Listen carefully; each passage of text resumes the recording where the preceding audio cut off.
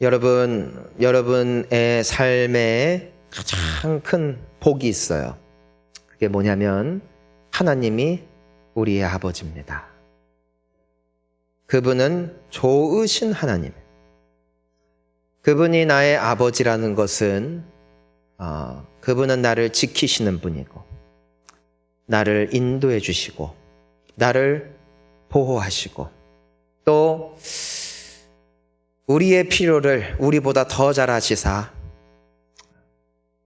우리에게 꼭 필요한 것들을 채우시는 공급자 되시는 그분이 우리의 하나님이시니 이야말로 우리가 하나님 앞에 드려질 가장 큰 감사의 제목이 되어진 줄 믿습니다. 오늘 어버이 주일입니다. 어버이 주일인데 우리가 먼저 고백해야 되는 것은 최고의 아버지는 하나님이시다. 최고의 아버지는 하나님이시고 그래서 우리가 먼저 하나님께 영광 돌리는 시간이 되었으면 좋겠습니다. 여러분 우리가 이제는 사회에 일어나는 여러 가지 소식들, 여러 뉴스들을 보면은 고개가 절레절레 흔들릴 만한 참 아픈 일들이, 사건들이 여전히 많이 일어나고 있음을 우리가 보게 됩니다. 최근에도 한 달 된 아이가 그 부모에게 구타당해서 이렇게 부모와 분리됐다는 소식도 듣고 너무너무 가슴 아픈 소식들이 계속해서 들리고 있는 이 현실을 살아가고 있는데 우리가 보는 이 여러 가지 문제들, 그 문제들은 어디서부터 시작될까? 물론 첫째로는 우리가 영적으로 하나님과 분리가 되어짐으로 죄가 들어온 비극입니다. 그런데 죄가 들어왔을 때 가장 먼저 해체됐던 공동체, 그것이 바로 가정이었음을 우리는 간과할 수가 없는 것이에요. 한 생명이 태어난 것도 가정이고 그리고 한 인격이 성장하는 공간도 가정입니다. 그래서 가정이 제대로 된 기능을 발휘한다면 그 한 영혼은 굉장히 귀하고 아름답게 자라날 수 있는 축복의 요람이 되어지는 것이죠. 반대로 가정이 깨어지고 그 역할이 무너지게 될 때 그때는 인격이 무너지고 결국에는 교회의 회복은 가정의 회복에서 시작되는 거고 또 더 나아가 사회와 더불어 국가를 조성하는 게 누구예요? 국민들. 그 국민 한 사람 한 사람이 어디서부터 왔는가? 가정에서. 그러니까 이 가정의 달을 맞이해서 이 가정의 중요성은 우리가 아무리 강조해도 이 부족함이 없고 때로는 좀 우리가 듣기 불편하고 좀 마음이 어려워도 우리는 하나님 말씀 앞에 서서 그분의 말씀을 따라가야 우리도 살고 가정도 살고 교회도 살고 국가도 회복될 줄 믿습니다. 여러분 예수 믿는 사람들이 많아지면 국가가 반드시 잘 된다는 말을 들어요. 저는 두 가지 측면이 있다고 생각해요. 첫 번째는 하나님이 물론 주시는 복이 있습니다. 분명해요. 사막에 샘이 넘쳐 흐르리라. 이게 주님이 임하실 때 그 영혼의 새로운 생명이 시작되게 하시는 분이 하나님이세요. 근데 두 번째가 있어요. 두 번째. 이것도 간과할 수 없는 중요성인데 하나님의 말씀은 진리라. 그 진리를 따라가면 반드시 살게 돼 있어요. 그래서 우리가 하나님의 약속들을 보면은 공통점이 있어요. 공통적인 특징이 있는데 그게 뭐냐면은 네가 이걸 하면 내가 이렇게 할 것이다. 네가 이렇게 하면 내가 이것을 줄 것이다. 이것이 하나님의 약속의 특징이에요. 여러분 처음 아브라함이 하나님의 음성을 들을 때 하나님이 약속을 주시죠. 너는 복이 될 것이다. 너를 통해 큰 민족을 이룰 것이다. 근데 그 앞에 뭐가 있냐면은 네가 본토 친척 아비집을 떠나 내가 너에게 지시할 땅으로 가라. 그리하면 자 따라할까요? 그리하면 내가 너를 복 줄 것이다. 우리가 잘 알다시피 아브라함이 복을 받아요. 우리가 절대로 착각하면 안 돼요. 하나님이 택하셨으니까, 하나님이 약속 주기로 작정하셨으니까 그쪽만 보면 안 됩니다. 아브라함은 떠났어요. 떠났고, 떠나면 복 주리라 약속하신 하나님이 그 약속을 이루어 주셨을 뿐이죠. 저는 우리가 약속을 아는 자가 아니라 그 약속이 이루어지는 인생 되시기를 주의 이름으로 축원하는 것입니다. 여러분, 하나님의 뜻을 발견하기 원하고 응답받기를 원하세요? 그럼 성경에 무슨 약속이 있어요? 너는 내게 부르짖어라. 그러면 내가 너에게 응답하겠고 내가 알지 못하는 크고 비밀한 일을 너에게 보일 것이다. 여러분, 부르짖으며 기도하는 자에게 꿈과 소망이 드러나게 될 줄 믿습니다. 부르짖는 자에게 하나님은 반드시 응답하실 줄 믿습니다. 근데 믿는 게 끝이 아니라 행할 때 주신다. 여러분, 그래서 신앙이라는 것은 감정을 따라간 것도 아니고 내 생각과 느낌과 주변에 있는 사람들이 가는 길을 따라가는 것이 아닙니다. 신앙이라는 건 뭐냐면은 하나님의 약속이 이루어짐을 믿는 것이고, 그것을 믿기 때문에 주님 말씀대로 살기로 결단하는 것, 그것이 우리가 걷는 믿음의 길이라는 거예요. 믿음의 길. 저는 새벽 예배를 할 때 얼굴이 밝은 분을 거의 못 봐요. 거의 초췌해가지고 와요. 그러니까 무슨 뜻이냐면, 어떤 분들은 그런 말 해요. 마음 주시면 할게요. 그 사람은 평생 기도 못해요. 왜냐면은 사람이 죄를 지은 이후로 생겨난 본능이 뭐냐면 하나님을 무서워하는 것이고 하나님을 피하는 거예요. 그래서 아담과 하와가 처음 하나님이 지으셨을 때는 그렇게 하나님과 친밀했는데 죄를 짓고 난 뒤에는 하나님이 불러도 도망가. 그러니까 마음 따라가고 본능 따라가잖아요. 그러면은 기도할 수가 없어요. 자, 따라하겠습니다. 믿음으로. 기도하면 응답한다 하셨으니까 기도하는 것이고, 예배를 드리면 하나님이 받으시고 우리에게 필요한 은혜 준다고 약속하셨으니까 내가 예배의 자리를 지키고, 그때 주님은 우리에게 또 성령 부어주셔서 나에게 거룩한 소원 주시고 기쁨으로 주님 따라가게 하시고, 그러니까 하나님이 하시는 역할이 있고 또한 나에게 필요한 결단이 있더라는 것이에요. 여러분, 오늘의 말씀도 하나님의 약속이에요. 약속. 자, 우리 본문 말씀 출애굽기 20장 12절 다시 한번 읽어볼까요? 시작. 내 부모를 공경하라. 그리하면 내 하나님 여호와가 내게 준 땅에서 내 생명이 길리라. 여기에서 먼저 하나님의 약속을 봅시다. 약속. 그 약속의 성취는 어떻게 드러날 것인가? 너의 하나님 여호와가 내게 준 땅에서 내 생명이 뭐래요? 길리라. 뭐 하면? 부모를 공경하면. 자, 먼저 우리가 기억해야 되는 것은 하나님의 약속은 그냥 오래 장수할 거다라는 뜻이 아닙니다. 저는 부모를 공경하는 분들 중에서도 단명하는 분들 많이 봤고요.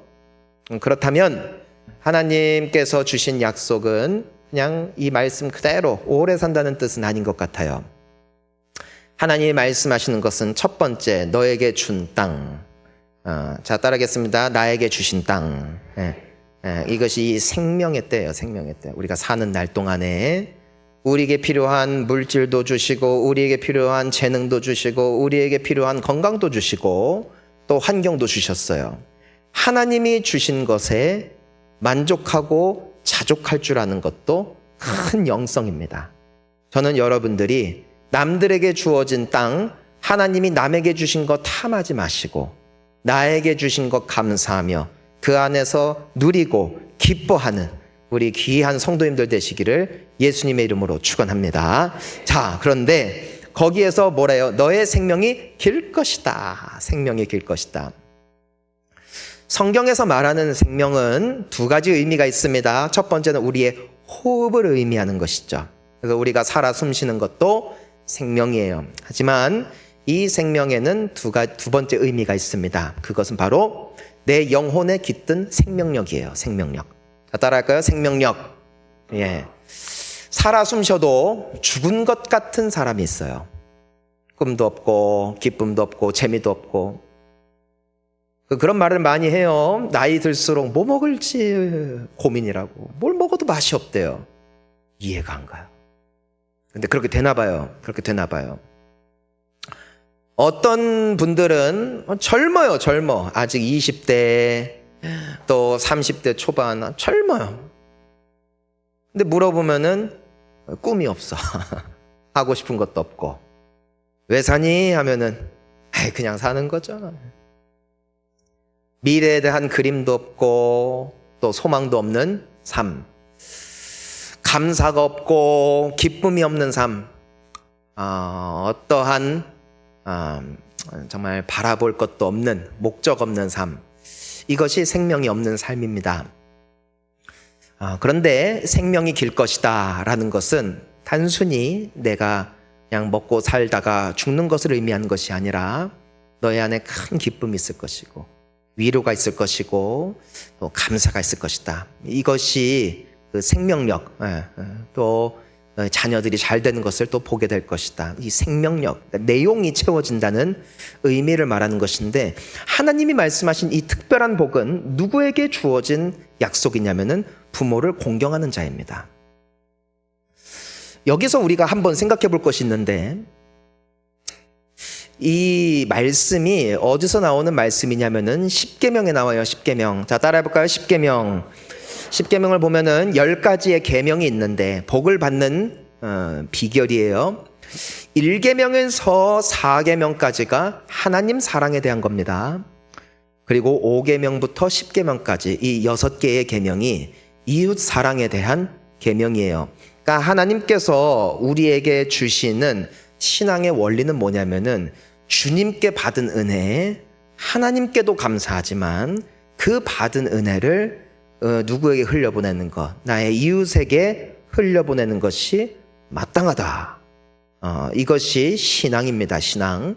그러니까 내가 교회 잘 다니고 기도 열심히 하는 게 신앙의 끝이 아니라 내가 받은 것을 흘려보내주는 것. 그러니까 그 5번째 계명부터 이웃사랑인데, 즉 이웃사랑에 대한 첫 번째 계명이 바로 이 출애굽기 20장 12절 말씀이라는 것입니다. 네 부모를 공경해라. 자, 이 출애굽기가 몇 년 전에 쓰여졌을까? 4,000년 전. 4,000년 전. 그리고 예수님께서도 이 부분을 동일하게 말씀하셨으니까 2000년 전에도 말씀하셨고. 여러분, 근데 성경에 보면은 네 자녀를 사랑해라 는 말은 없어요. 너의 친구와 함께 맛있는 식사를 하고 그들과 화목하여라 하는 말도 없어요. 보통 어떤 말이 있냐면 원수를 사랑해라, 서로 사랑해라, 또 부부에게도 너의 남편에게 복종해라, 너의 아내를 사랑해라, 이런 말씀이 있어요. 왜 그럴까요? 부모를 공경하거나 부부가 서로 존귀히 여기거나 또 부모가 정말 부모다운 부모가 되는 것은 본능이 아니라 이것은 우리가 생명 걸고 지켜야 될 가치이기 때문이에요. 여러분, 자식 사랑은 쉬워요. 자식 잘 되기 바라지 않는 부모가 없어요. 그런데 부모를 공경하는 건요, 본능대로 안 돼요. 이건 하나님의 말씀을 우리가 잠잠히 생각해 봐야 돼요. 우리가 잘하는 것이라면 주님은 하라고 말씀하실 필요가 없습니다. 우리가 안 하고 있는데 하나님이 하지 말라고 하시는 법이 없습니다. 그런데 우리에게 뭐라고 말씀하십니까? 도둑질하지 말아라, 이웃의 것을 탐하지 말아라, 간음하지 말아라. 왜 이런 말씀을 하실까요? 우리가 그 죄를 다 짓고 있기 때문이라는 것이에요. 그러니까 너의 부모를 공경하라라는 말씀이 있는 것은 그 4,000년 전이나 2,000년 전이나 오늘이나 앞으로도 인간들이 태어나는 이 세상이 존재하는 이상 부모를 공경하면 결코 자연스러운 본능대로 이루어지진 않을 것이다. 이것은 순종해야만 하는 하나님의 원리 원칙임을 우리에게 말씀하고 계시는 것이죠. 그러면 우리에게 반드시 복이 있을 거라 말씀하고 계십니다. 신약을 보면은 이 동일한 내용이 조금 다르게 나와요. 우리 에베소서 6장 우리 1절부터 한번 볼까요? 에베소서 6장 1절 함께 읽어봅니다. 자녀들아 주 안에서 너희 부모에게 순종하라. 이것이 옳으니라. 2절부터 읽어볼까요? 내 아버지와 어머니를 공경하라. 이것은 약속이 있는 3절 이로써 내가 잘되고 땅에서 장수하리라. 아멘. 자, 2절로 가보면 그러니까 너의 아버지 어머니 공경하래요. 그러니까 똑같은 말씀이죠. 약속이 있는 첫 계명이래요. 땅에서 잘되고 장수할 거래요. 자, 이 말씀을 들을 때 여러분들 안에는 두 마음이 있을 겁니다. 아무렴 하는 분들이 있을 거예요. 아무렴. 그래야지. 어떤 분들은 불편할 거예요. 왜냐면은 우리가 공유하고 있는 가정에서의 추억들은 다 다르거든요. 사랑받고 크신 분들이 있어요. 학대받은 분들도 있어요. 그러니까 부모를 공경해라, 부모에게 순종해라라는 말이 누군가에게 있어서는 굉장히 부담스러운 말씀으로 다가올 수밖에 없다는 겁니다. 즉, 생각이 다 달라요. 환경도 다 달라요. 우리를 키운 부모들도 다 달라요. 그런데 우리가 1절을 한번 봅니다. 1절을 다시 보니까 뭐라고 되어 있냐면 자녀들아 너희 부모에게 순종하래요. 그런데 누구 안에서라고 되어 있어요? 주 안에서. 그리고 그 끝에 뭐라고 되어 있냐면 이것이 옳으니라. 자, 우리 안에는 여러 가지 다른 목소리들이 있을 수 있어요. 부모를 뭐 공경해야 된다, 부모와 함께 있어야 된다, 뭐 부모를 뭐 어떻게 해야 된다. 의견은 다 다를 수 있어요. 그런데 하나님은 이걸 어떻게 보시느냐가 중요한 것이죠. 여러분, 하나님이 보시기에 옳은 것은 그 끝에 복이 있기 때문이고, 하나님이 보시기에 좋지 않은 것은 그 끝에 사망이 있기 때문이에요. 그러니까 우리는요, 신앙을 갖고 있다는 것, 믿음을 갖고 있다는 것은 뭐냐면은 내가 어떤 의견을 가지고 내가 어떤 생각을 갖고 있느냐를 주장하는 것이 아니라 하나님 당신의 생각이 옳습니다. 하나님 당신이 옳다고 판단하는 것이 옳음을 나 또한 인정합니다. 이것이 믿음이에요. 그러니까 부모에게 순종하고 부모를 공경하는 것은 하나님이 보시기에 옳다. 하나님이 기뻐하시는 것이다. 하나님을 기쁘시게 하면 하나님이 책임지신다. 그러니까 이것은 내가 어떤 의견을 가지고 있다, 내가 어느 부모 밑에서 컸다, 내가 어떤 환경에서 컸다, 이것을 논하는 자리가 아니라 하나님이 보시기에 옳은 길이며 하나님이 보시기에 기뻐하시는 길이니 이것을 순종하면은 너희들에게 내가 반드시 은혜를 베풀어 주실 것이다. 이것이 부모 공경, 부모 순종에 대한 하나님의 지침입니다. 근데 이 신약으로 오면서 표현법이 살짝 바뀌어요. 그게 뭐냐면은 자녀들아 주 안에서 순종하라 했어요. 무슨 뜻이냐면 만약에 그 부모님이 좋은 부모님이었다면은 기쁨으로 잘하고, 만약에 너희들에게 부딪힘이 되어지는 아픈 과거가 있다면 주님을 봐서라도 해라. 자, 우리가 골로새서 3장 23절 말씀을 보면은 이런 말씀이 있습니다. 우리 함께 읽어볼까요? 시작. 무슨 일을 하든지 마음을 다하여 주께 하듯 하고 사람에게 하듯 하지 말라. 아멘. 그러니까 내가 부모에게 순종하고 부모님을 공경하는 게 그분들을 보면 안 될 수도 있지만 그분들을 보고 하지 말고 누구를 보고? 주께 하듯. 여러분 교회를 다니고 신앙생활을 하다 보면은 우리가 참을 일들이 생겨요. 왜 참아? 주를 위해서 참는 거야. 누가 잘못했어? 그럼 넘어가줘. 누구를 위해? 주님을 위해. 주님. 이것이 우리에게 주어진 약속의 첫 계명임을 하나님 말씀하고 계세요. 사랑하는 성도님 여러분, 저는 여러분들이 먼저 좋은 자녀들 되시기를 주의 이름으로 축원합니다. 여기에서 우리가 한 가지 더 볼 수 있는 것이 공경. 부모를 공경하라. 이건 부모를 모시고 살아라. 용돈 꼬박꼬박 챙겨드려라. 그 말이 아니라 이 공경이라는 단어는 영어로 honor, 즉 존귀하게 여긴다. 또 귀하게 여긴다. 이런 뜻인데 누구를 높일 때 쓰는 단어인가? 하나님을 높일 때 쓰는 단어를 그 부모 공경에 동일하게 쓰고 있어요. 즉 부모에게 잘함이 곧 누구에게 잘하는 것이다? 하나님께 잘하는 것이니까 사랑하는 성도님 여러분, 감정에 치우치지 마시고 기억에 빠지지 마시고 하나님을 봐서라도 주님께 순종함으로 귀한 모습을 우리가 반드시 다시 만들어야 됩니다. 이것이 너무 중요한 계명이에요. 가정이 회복되는 아주 중요한 계명인 것이죠. 자, 그러한데 우리가 아까도 방금 말씀 본 것처럼 무슨 일을 하든지 마음을 다해 죽게 하듯 하래요.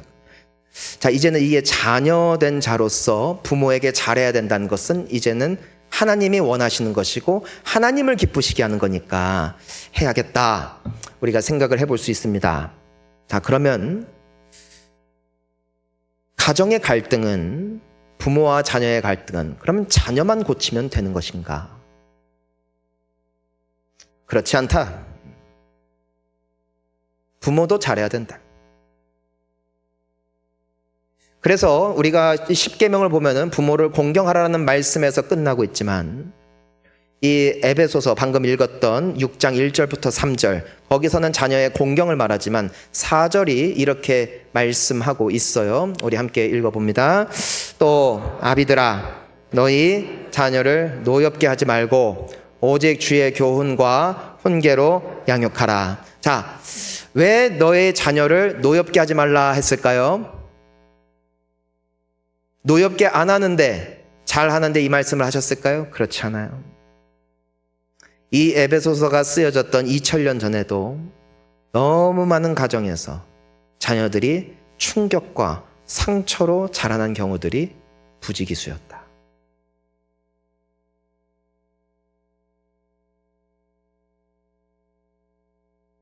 한쪽에서만 실수함으로 무너지는 것이 아닙니다. 관계라는 것은 서로 잘해야 되는데 일방적 관계란 없다라는 것이에요. 여러분 여기서 이 말씀을 자세히 보면은 노엽게 하지 말아라. 오직 주의 교훈과 훈계로 양육해라. 감정으로 혹은 나의 혈기로 그 자녀를 상처 주는 일을 계속해서 일삼게 되면은 어떤 결과가 나타나는가? 그 자녀는 부모를 공경하라는 하나의 말씀에 순종하기가 더더욱 힘들어질 뿐입니다.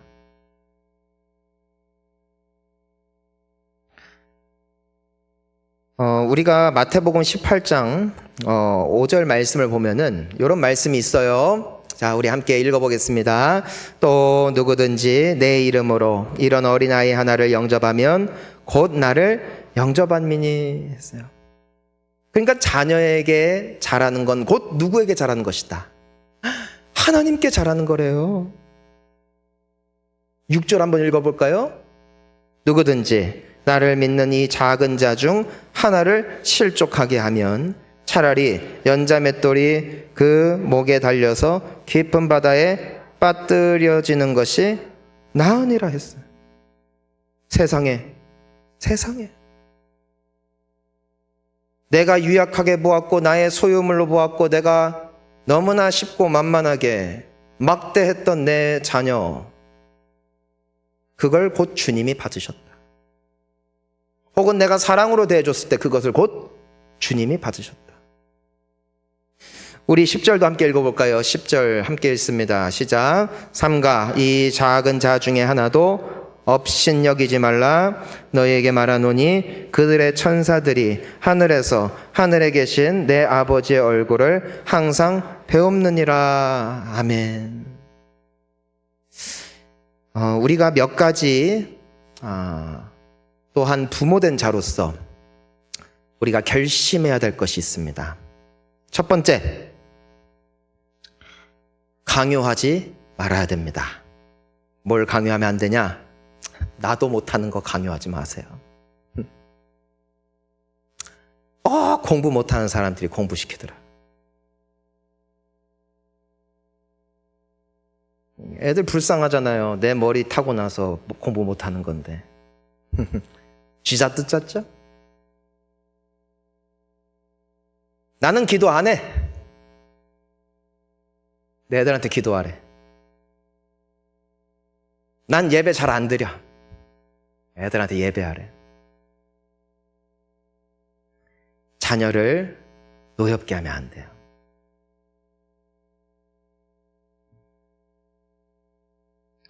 우리는 성숙한 어른으로서 먼저 우리 스스로를 잘 돌아봐야 할 것이고, 또 내가 감당할 수 있는 수준을 자녀에게 바래서는 안 될 것입니다. 나도 그 나이 때 못했다. 나도 그 나이 때 실수가 많았다. 자, 두 번째. 자녀가 나의 소유물이 아님을 기억해야 됩니다. 로마 시대 때 사람이 소유물이 되어지는 경우가 간혹 있었습니다. 노예들입니다. 노예는 내 소유물이에요. 내가 돈 주고 샀거든. 그러니까 내 마음대로 부리면 돼요. 내 마음대로. 물 떠와라. 이거 해라. 저거 해라. 그게 소유물의 개념이에요. 근데 자녀는 내 소유가 아니에요. 그들은 하나님의 자녀들이에요. 아멘? 내 거 아니에요. 인격이에요. 생명이에요. 영혼이에요. 나의 꿈을 성취하는 도구가 아닙니다. 나의 마음대로 대할 존재가 아닙니다. 자녀들은 내 소유물이 아니에요. 하지만 너무 많은 가정이 무너지고 부모와 자녀와의 관계가 파괴되는 경우가 언제인가 부모가 자기가 이루지 못한 꿈을 자녀에게 강요하기 시작했다는 것이에요. 내가 살지 못했던 삶을 자녀에게 강요하기 시작했다는 것이에요. 그럼 그 자녀는 감당할 수가 없어요.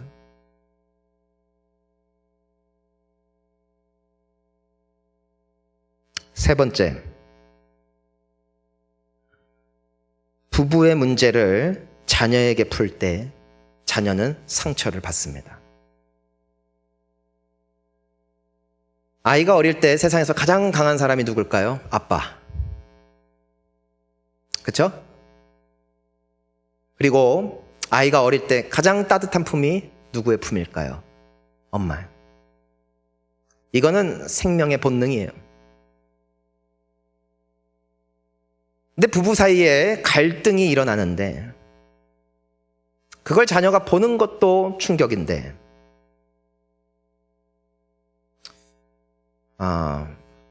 이런 경우들 있죠. 아빠가 아이한테 엄마에 대해 말하는 거예요. 네 엄마 이런 사람이다. 나쁜 사람이다. 그러면은 그 엄마보다 중요한 게 세상에 없는 아이는 충격을 받습니다. 충격을 받아요. 반대의 경우가 있어요. 네 아빠는 이런 사람이다. 나쁜 사람이다. 그럼 자녀는 그 아비에 대한 자화상을 그렇게 그리게 됩니다. 평생 오해해요. 평생 오해.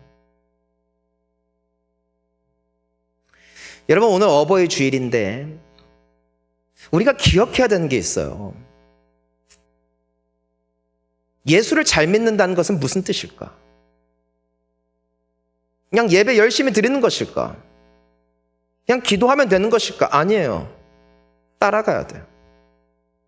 그 말씀에 나를 비추고 회개하고 순종할 때 주님의 약속은 성취되는 줄 믿습니다. 애써야 돼요. 비록 나에게 지난날의 실수와 부족함이 있었다 할지라도 내가 회개하고 오늘부터라도 자녀됨의 참된 모습과 부모됨의 참된 모습을 회복하기 위하여 몸부림칠 때 주님은 긍휼을 베풀어 주실 줄 믿습니다. 끝난 게 아니에요. 끝날 때까지 아직 기회가 있다. 하지만 내가 여전히 과거에 내가 자랐던 환경과 내가 가지고 있는 그 본능을 따라 계속해서 이와 같은 부모와 자녀의 관계를 유지하게 되면 하나님의 나라는, 하나님의 소중한 선물은 지켜지지 않을 수 있음을 우리는 기억해야 한다는 것이죠. 사랑하는 성도님 여러분, 우리의 가정, 하나님이 주신 소중한 선물을 원수 마귀의 꾀임과 내 안에 있는 상처로 얼룩지게 만들지 아니하고 주님의 말씀 따라 천국으로 회복될 수 있기를 주의 이름으로 축원하는 것입니다.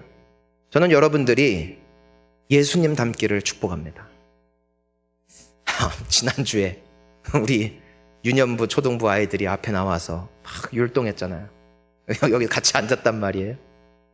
난 당연히 그럴 줄 알고 잘못했다고 하면은 용서해 주시지 하니까 애들이 막 아니요 그래서 나 놀랐어요. 깨달은 게 있어요. 하나님의 용서를 믿지 못하는 사람들에게는 어떤 특징이 있는 줄 아세요? 나는 용서 안 해. 혼내. 그러면은 하나님도 그럴 것 같아서 하나님의 용서를 믿지를 못해요. 여러분, 하나님은 미쁘고 의로우사 죄를 자백하면 우리의 죄를 사해 주시는 좋으신 하나님이세요. 우리는 어떤 부모가 돼야 될까요? 용서해야 돼요. 왜요? 나도 용서 받았기 때문에. 여러분, 하나님 우리 너무 많이 사랑하시죠? 웬만한 거 넘어가 주셨죠? 그러니 너도 그리하라. 이게 하나님 말씀이에요. 하나님이 얼마나 우리에게 많이 베풀어 주세요. 너도 그리하라. 이게 부모의 역할이에요. 아니, 자녀에게 하는 게 아니에요. 아니, 부모에게 하는 게 아니에요. 하나님께 하는 거예요.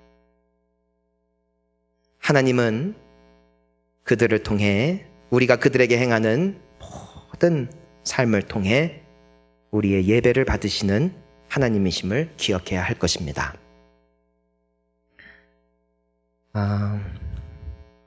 오늘 말씀을 맺습니다.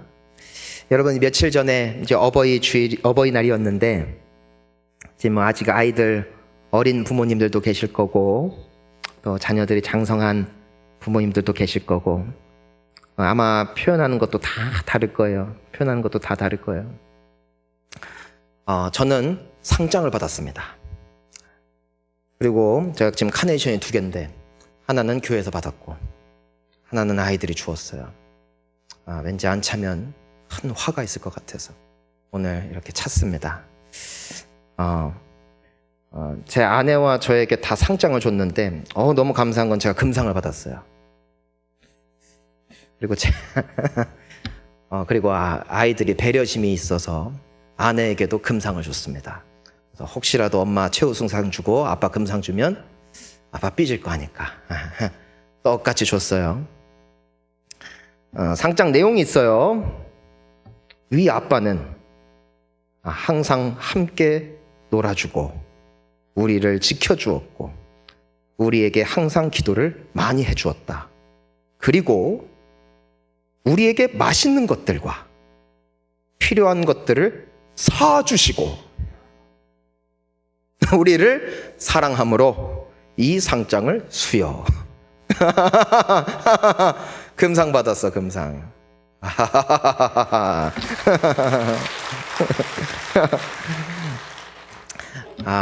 근데 뭐 강요해서는 아니지만 근데 이걸 받고 너무 감동받았는데 또 너무 부담이 됐어요. 왜? 내년에 또 받아야 되는데. 오늘 받았다고 끝이 아니더라고요. 또 1년을 잘 살아내서 내가 내년에도 5년 뒤에도 10년 뒤에도 우리 아이들이 생각하는 우리 부모의 모습이 이렇게 아름다웠으면 좋겠다. 이번에는 금상이지만 내년에는 우수상, 그 다음에는 뭐 최우수상, 그 다음에는 또 뭐가 있는지 모르겠지만, 사랑하는 성도님 여러분, 마지막까지 좋은 자녀 됩시다. 마지막까지 좋은 부모 됩시다. 그래서 사탄이 파괴하고자 하는 이 소중한 가정을 예수 그리스도의 은혜로 말미암아 잘 지켜서 우리의 다음 세대가, 우리의 자녀들의 때가 더 복되고 아름다운 교회, 또 사회를 구성할 수 있는 멋진 축복이 될 수 있기를, 우리를 통해 그 축복이 흘러갈 수 있기를 예수님의 이름으로 축원합니다. 우리 함께 기도하시겠습니다.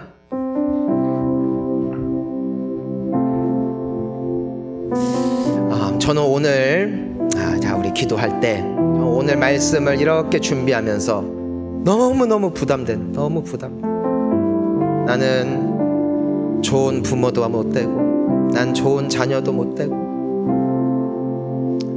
정말 우리가요 때로는 하나님의 말씀 듣고 힘을 얻고 용기를 얻는 것도 굉장히 우리에게 필요한 요소겠지만, 때로는요 잘못된 것을 치워야 돼요.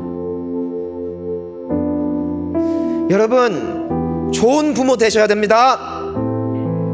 제발 부모에게서부터 받아온 안 좋은 습관들이 있다면 예수 믿고 끊으세요. 그만 좀 패고, 그만 좀 욕하고, 그만 좀 갈구고. 언제까지? 여러분, 부모님에게 연락 한번 하십시오. 또 한 번씩 용돈도 드리시고 좋은 자녀 되세요. 하나님이 기뻐하신대요. 하나님 보고 가는 거예요. 사람 보고 가는 게 아니라. 아멘. 그래서 오늘 우리 어버이날을 맞이하여서 우리 회개할 거 회개하고, 돌이킬 거 돌이키고, 결단할 거 결단하며 우리 주님 앞에 기도하며 나아가겠습니다. 이렇게 기도합니다. 주여, 하나님 아버지 고맙습니다. 하나님,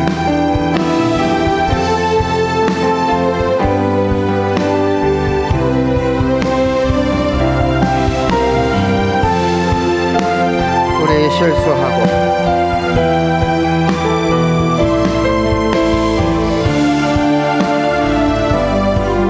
부족하지만 이제 잘할 수 있습니다.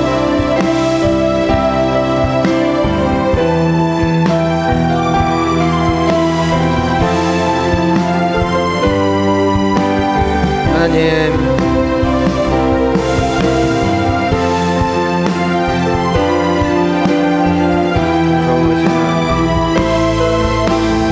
우리 하나님이 불쌍히 여겨주옵소서.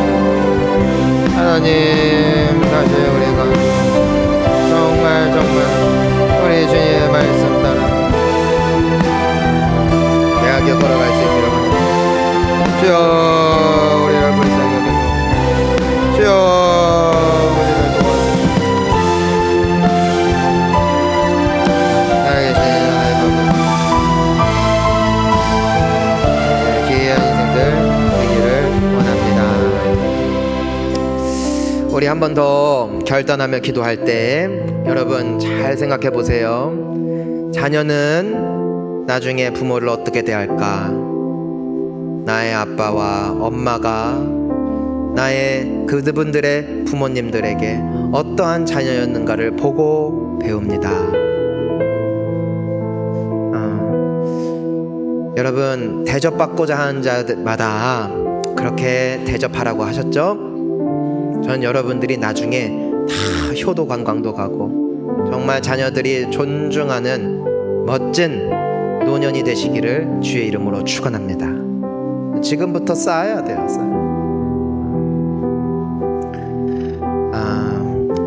정말 좋은 부모. 여러분 혹시 자녀가 늘 어릴 것 같아서 막말하는 분들 계십니까? 강요하는 분들 계십니까? 내 소유라고 착각하고. 혹시 부부간에 좋지 않은 감정을 자녀에게 쏟아내는, 그래서 자녀로 하여금 나의 배우자에 대해서 반감을 갖게 하고 싫어하게 만들고 적되게 만드는 파괴의 주범으로 혹시 살고 있지는 않습니까? 여러분, 기도한다고 되는 게 아니에요. 그 문제는 내가 그만해야지. 아멘? 그만해야죠. 기도하면 다 돼요? 우리가 정말 자녀 된 자로서, 또 부모 된 자로서 우리 다시 한번 회개하고 결단 확실하게 하고 두 번 다시 그 저주의 수렁에 빠지지 않게 해달라고, 우리 가정 축복해달라고, 나를 통해 그 축복이 흘러가게 해달라고 우리 정말 결단하고 다짐하면서 다시 한번 기도하겠습니다. 주여, 하나님 고맙습니다. 하나님 감사합니다.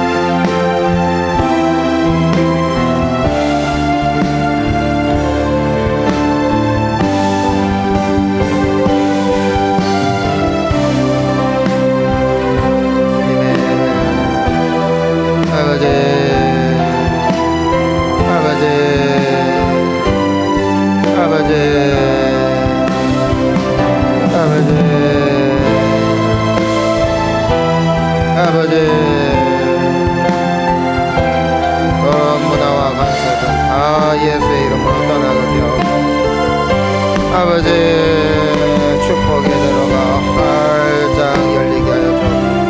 하나님, 우리 한 사람 한 사람을 주께서 축복의 통로로 부르셨음을 믿습니다.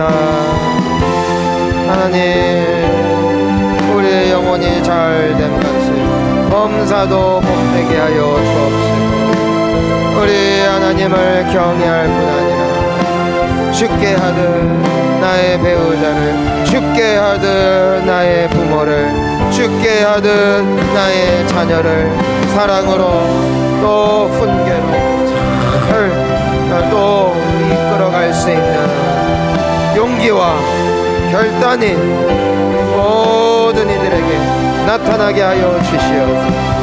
하나님,